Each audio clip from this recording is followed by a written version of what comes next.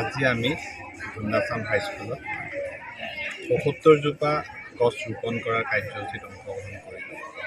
ভাৰতৰ সন্মানীয় প্ৰধানমন্ত্ৰী নৰেন্দ্ৰ মোদী ডাঙৰীয়াৰ ৭৫তম জন্মদিৱস উপলক্ষে এই কাৰ্যসূচী হাতত লোৱা হৈছে।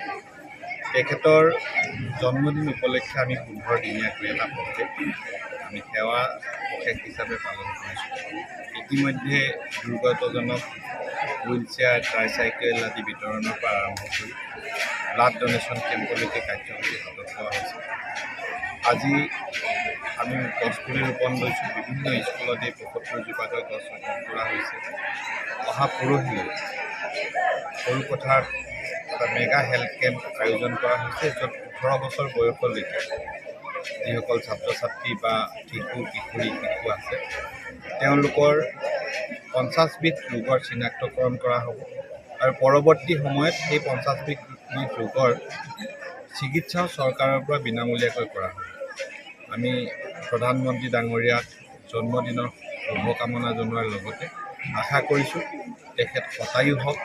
তেখেতৰ নেতৃত্বত ভাৰতবৰ্ষই পৃথিৱীৰ শ্ৰেষ্ঠ ৰাষ্ট্ৰ হিচাপে বিশ্বগুৰু আসনত প্ৰতিষ্ঠিত হ'বলৈ গৈছে। আমি ২০৪৮ চনত যেতিয়া ১০০ বৰ্ষ আমি পালন কৰিম স্বাধীনতা, সেই সময়ত পৃথিৱীৰ আটাইতকৈ অৰ্থনৈতিকভাৱে, ৰাজনৈতিকভাৱে, সামৰিকভাৱে সকলো ফালৰ পৰা শক্তিশালী ৰাষ্ট্ৰত ভাৰতবৰ্ষ পৰিণত হ'ব। আমি তাকে আজি আমি ধুন্দাচাম হাইস্কুলত ৭৫জোপা গছ ৰোপণ কৰাৰ কাৰ্যসূচীত অংশগ্ৰহণ কৰিলোঁ। ভাৰতৰ সন্মানীয় প্ৰধানমন্ত্ৰী নৰেন্দ্ৰ মোদী ডাঙৰীয়াৰ ৭৫তম জন্মদিৱস উপলক্ষে এই কাৰ্যসূচী হাতত লোৱা হৈছে। তেখেতৰ জন্মদিন উপলক্ষে আমি ১৫ দিনীয়াকৈ এটা প্ৰজেক্ট আমি সেৱা প্ৰশেষ হিচাপে পালন কৰিছোঁ। ইতিমধ্যে দুৰ্গতজনক হুইল চেয়াৰ, ট্ৰাইচাইকেল আদি বিতৰণৰ পৰা আৰম্ভ কৰি ব্লাড ডনেশ্যন কেম্পলৈকে কাৰ্যসূচী হাতত লোৱা হৈছে। আজি আমি গছপুলি ৰোপণ লৈছোঁ। বিভিন্ন স্কুলত এই ৭৫জোপাকৈ গছ ৰোপণ কৰা হৈছে।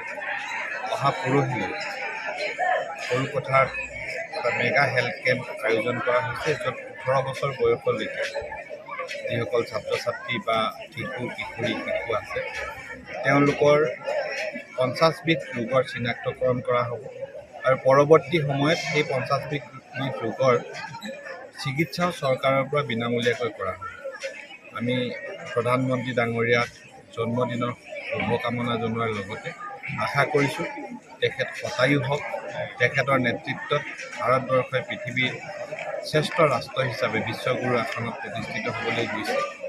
আমি ২০৪৮ চনত যেতিয়া ১০০ বৰ্ষ আমি পালন কৰিম স্বাধীনতা, সেই সময়ত পৃথিৱীৰ আটাইতকৈ অৰ্থনৈতিকভাৱে, ৰাজনৈতিকভাৱে, সামৰিকভাৱে সকলো ফালৰ পৰা শক্তিশালী ৰাষ্ট্ৰত ভাৰতবৰ্ষ পৰিণত হ'ব। আমি তাকে যিকোনো খবৰৰ বাবে যোগাযোগ কৰক 7099017330 লগতে 7099017110 নম্বৰত।